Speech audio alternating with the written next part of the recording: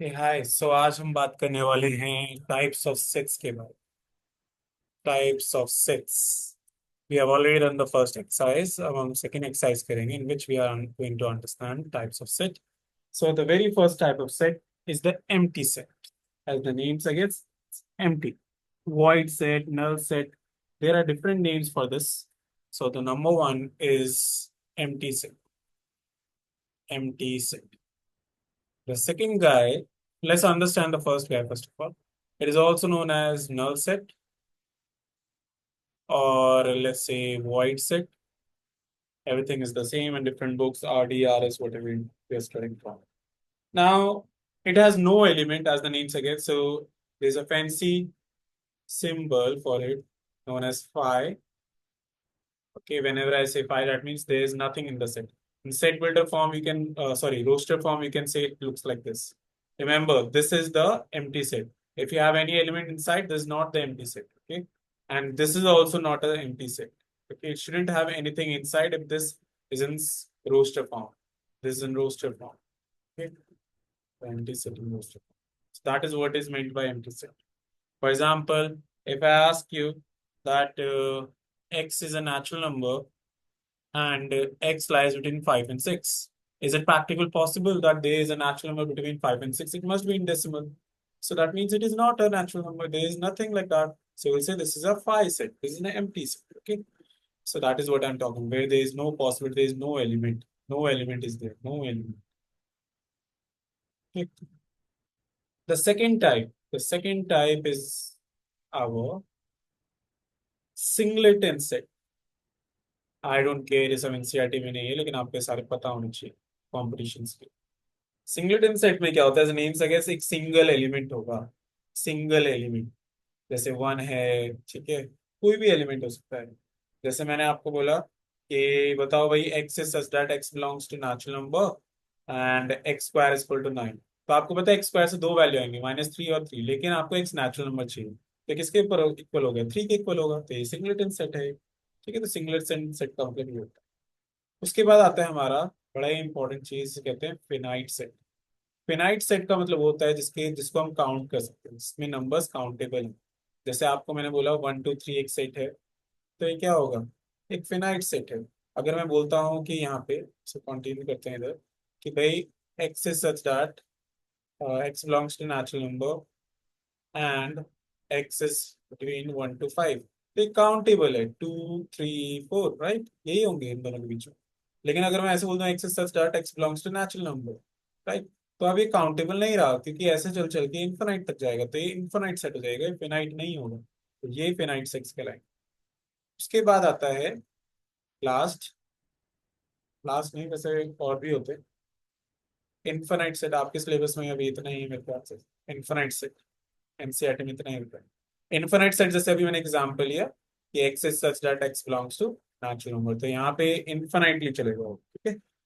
उसके बाद एक और कैटेगरी होती है सेट्स की, जिन्हें कहते हैं हम इक्विवेलेंट सेट। इक्विवेलेंट सेट से पहले आप ये समझिए कि कार्डिनल नंबर क्या होते हैं, मे बी एनसीईआरटी में ना हो लेकिन फिर भी पढ़ा हो। कार्डिनल नंबर का मतलब होता है कि कितने एलिमेंट्स हैं आपके सेट में, उसको कहते हैं कार्डिनल नंबर। जैसे ए में कितने एलिमेंट्स है, जैसे ए में 1 2 और 3 था, तो कार्डिनल नंबर कितना होगा, 3। कितने एलिमेंट्स हैं उसमें। इक्विवेलेंट सेट क्या होता है, जिनका कार्डिनल नंबर सेम होता है। जरूरी नहीं एलिमेंट सेम हो, लेकिन कार्डिनल नंबर सेम हो। जैसे ये 3 5 6 है, इसमें भी 3 थे, इसमें भी 3 थे, तो कार्डिनल नंबर सेम होता है। लेकिन इक्वल सेट क्या होता है, इक्वल सेट्स में एलिमेंट्स भी एग्जैक्टली सेम होते हैं। Order doesn't matter of course, अगर आई टोल्ड यू बिफोर, तो वो इक्वल सेट कहलाते हैं जिनमें एलिमेंट्स भी सेम है। तो all equal sets have the what, cardinal number same, but all equivalent sets need not to be equal set। तो अगर मैं बोलना चाहता हूँ ये बोल सकता हूँ, all equal sets are equivalent set। एक तरीके से आप ये बोल सकते हैं, but all equivalent sets need not to be equal set। सो ये हमने बात करी टाइप्स ऑफ सेट्स की। अब हम बात करेंगे एक्सरसाइजेस की। चलिए तो क्वेश्चन करते हैं, है ना। एग्जाम्पल से स्टार्ट। कहता है state which of the following है फिनाइट और इनफाइनाइट। तो एक्स की वैल्यू यहाँ पे 1 आएगी और 2 आएगी, तो ये तो भाई फिनाइट हो जाएगा, है ना। वन और टू फिनाइट। इसमें देखो नेचुरल नंबर जो मांग रहा है तो टू ही होगा, बस इंटीजर हो जाएगा नेगेटिव वाला, तो ये भी फिनाइट होगा। Finite finite. यहाँ पे एक्स की वैल्यू हाफ आएगी, राइट। हाफ आएगी, और half is not a natural number, मतलब फाइव है। फाइव इज अ फिनाइट क्योंकि इसमें कुछ एलिमेंट्स, इसको फाइनाइट बोलते हैं।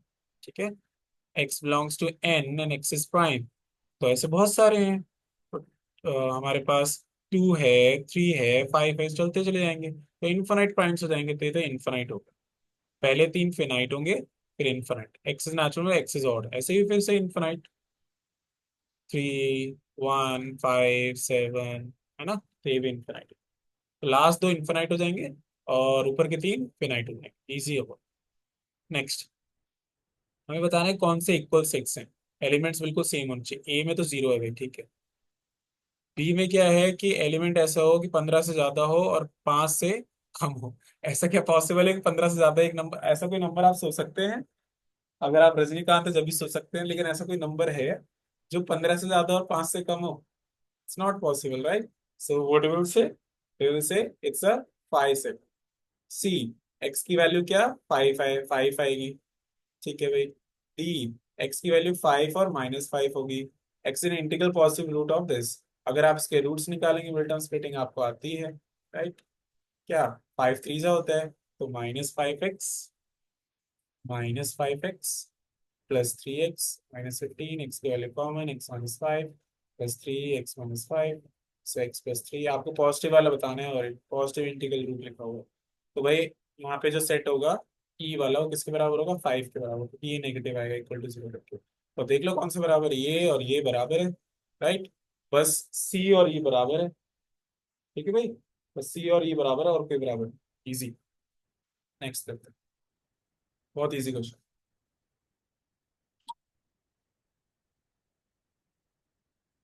विच of the following are sets are equal, justify answer. कह रहे हैं इसके एलिमेंट्स क्या होंगे, रिपीट नहीं होते हैं, याद है आपको, एल ओ वाई। और इसके एलिमेंट्स देखे तो ए दिख रहा है, एल भी दिख रहा है रिपीट, ओ भी दिख रहा है वाई, तो भाई सेम है, तो इक्वल है क्योंकि elements are same and number of elements are also same. इसके अगर मैं एन निकालूं, कह रहा है N, N square is less than equal to क्या, फोर। अच्छा, अब इसका मतलब क्या होता है देखो, एन की दो वैल्यूज हों, N square less than equal to four का मतलब कि आप स्क्वायर करें फोर से लेस है, तो आपको पता है -2 का स्क्वायर करो वो भी कम आएगा, और एन एक इंटीजर है भाई, डेसिमल नहीं। -1 का स्क्वायर करो, जीरो का स्क्वायर करो, zero is also integer. One का स्क्वायर करो, टू का इक्वल भी हो सकता है, तो इसके सेट्स में ये हों, ए के सेट। ठीक है, ये याद रखना। और अगर मैं आपसे ये बोलूं कि इसके अगर मिडिल मिडिल टर्म स्प्लिटिंग करूं, टू वन जा two, X common X -2, -1 common x-2, X की वैल्यू आएगी वन और टू, है ना। तो यहाँ पे वन और टू क्या ये बराबर है, नहीं भाई, तो देखो ना इसके बराबर है ही, तो नो। सिंपल दिख रहा है, सॉल्व कर, जस्टिफाई कर दिया हमने। चलो अब देख रहे हैं हम क्या, एक्सरसाइज स्टार्ट करते हैं। बहुत ही आसान है ये चैप्टर भाई, बस मिसलेनियस में थोड़ी बहुत जान है, बाकी सब है। कह रहे हैं बच्चों, the following are null set. Null set बताना है, मतलब एम्प्टी सेट कौन कौन से है। तो set of odd natural number, क्या ऑड नेचुरल नंबर डिविजिबल होते हैं टू से, नहीं होते, तो ये फाइनल सेट हो गए, या फिर ऐसे भी दिखा सकते हैं। Set of even prime numbers है भाई, एक टू होता है, तो नल सेट नहीं है। ठीक है, तो बस पहला है अभी तक तो। तीन, पांच से लेस हो, सात से ज्यादा हो, नल सेट हो गया। Y is a point common to any two parallel lines में कभी मीट नहीं करते, तो ये भी फाइव हो गया, राइट। तो बस दूसरे को छोड़ के बाकी सारे क्या होंगे, नल सेट होंगे, दूसरा नहीं होगा। Which of the following are finite, the sets of months of year. भाई फिनाइट ऑफ इस 12 होती है, इनफिनाइट डॉट डॉट दिख गया, ये फिनाइट की लिमिट है। Finite, finite, infinite, passive greater than infinite, prime number less than 19, अब गॉन अगेन फिनाइट, कोई काउंटेबल है। सो आई थिंक आप ये क्वेश्चंस कर पाएंगे। तो क्वेश्चन नंबर 3 को मैं होमवर्क दे रहा हूँ, जो मुझे लगता है कि आपको नीड है कराने की, मैं वो करा। ठीक है, अभी चलते हैं क्वेश्चन नंबर 4 से करते हैं। क्वेश्चन नंबर 4 में बताना है कि क्या in the following set stick whether A is equal to B और नॉट। बताना है क्या ए बी के इक्वल है, नहीं। देखो भाई ऑर्डर से फर्क नहीं पड़ता है, तो इक्वल है। इसमें देखो बिल्कुल नहीं है। आप दो है, एक एलिमेंट ऐसा दिख रहा है जो नहीं है, 18 देखो, नहीं है ना दोनों में, तो A is not equal to. दो, चार, छः, आठ, x positive index is less than equal to 10, तो ये भी इक्वल है भाई, क्योंकि लेस देन इक्वल टू 10 और पॉजिटिव यूनिट का मतलब यही हो गया, इक्वल भी है, इसलिए 10 भी होगा, तो इक्वल है। Yes, x is multiple of 10 है, यहाँ पे मल्टीपल ऑफ 10 में ये नहीं है मल्टीपल ऑफ 10, तो ये इज नॉट इक्वल टू। कि भाई तो ये वाला भी अभी अभी एग्जाम्पल में करा है, वैसे करना है, ये मैंने करा दिया। ये देखो इसमें बताना है कौन सा वाले सिलेक्ट करना है, इक्वल कौन कौन से। फिर आप ध्यान से देखें इसमें, बिल्कुल जो अभी एग्जाम्पल किया उसकी तरह याद रहे, ऑर्डर मैटर नहीं करता है। ऑर्डर मैटर नहीं करता है तो देखो मुझे तो दिख रहा है बी और डी बिल्कुल बराबर है, ऑर्डर मैटर नहीं करता है। और ई और जी देखो ये दोनों बिल्कुल सेम है, आगे पीछे फर्क नहीं पड़ता, तो ये दोनों सेम है, बाकी आप देख लें कोई भी इक्वल नहीं मिलता। तो ये हो गया हमारा second exercise. Second exercise is done, let's see you in the third exercise then, bye bye.